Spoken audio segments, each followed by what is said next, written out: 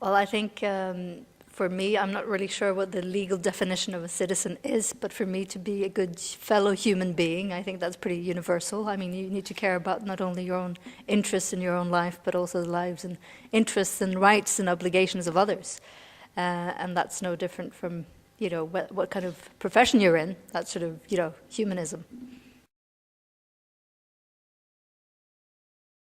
Well, very concretely, I'm here as a member of the Access to Culture platform. I'm here as a filmmaker and a citizen. I'm not a citizen of the European Union, but I feel very much European. I'm Norwegian. I'm of Norwegian nationality. But I'm working here in Brussels for the Federation of European Film Directors, which encompasses not only EU members, but a much wider definition of Europe. So yes, it's in the capacity as a filmmaker and an artist, I guess, that I'm here to speak on the role of culture, the cultural part of citizenship.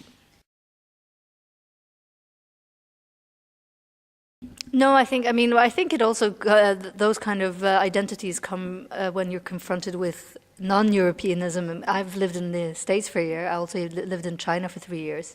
And of course, both in China and the States, I have to say that people are not really sure what Norway is and where it is, or if it's the capital of Sweden, or. So, I mean, apart from the geography, obviously, when you have the experiences of non-Europeanism or being places that are not European, that becomes more of a natural identity that you adapt in addition to your national one.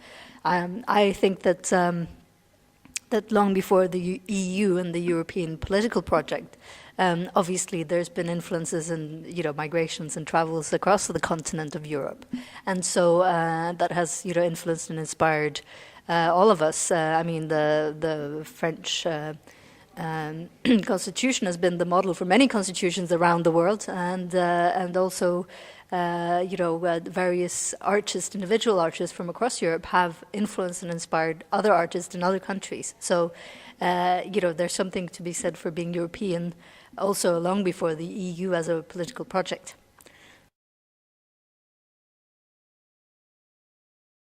Yeah, I find it. I have a problem with the word culture in this because it's so wide, and I think also the keynote speaker today gave a very, very inspiring talk. But he's talking about culture as sort of any kind of social relation or tradition or heritage between people, which for me becomes too abstract. So, if from my perspective, I would say what can art or artists, or in my case, films, contribute. And I think that although not all filmmakers will feel that they have a political agenda or ambition, or making films and the act of making films, you want to communicate with the world around you.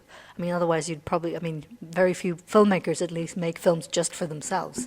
So it's a wish to communicate. It's a wish to say something about the world, say something about we've been talking a lot about today we Europeans, but I think it's also what filmmakers tend to do is we humans, so to speak. I mean, it's about human relations in a much more universal context.